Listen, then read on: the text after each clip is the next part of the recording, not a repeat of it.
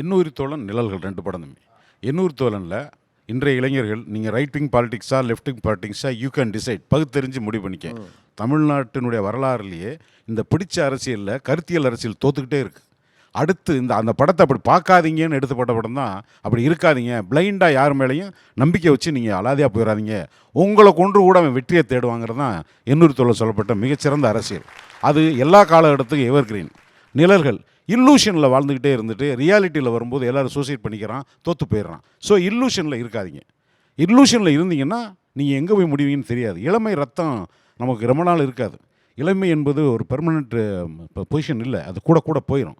So நீ யதார்த்தத்துக்கு வரணும்னா இல்லூஷனை அளவுக்கு அதிகமாக கற்பனை விட்டு போனீங்கன்னா உன்னோட முடிவு என்னவாக இருக்கும்போது நீ பணக்காரனாக இருக்கியா, ஏழையாக இருக்கியா, உயிர் ஜாதி, அதெல்லாம் இல்லை. You are a flop man.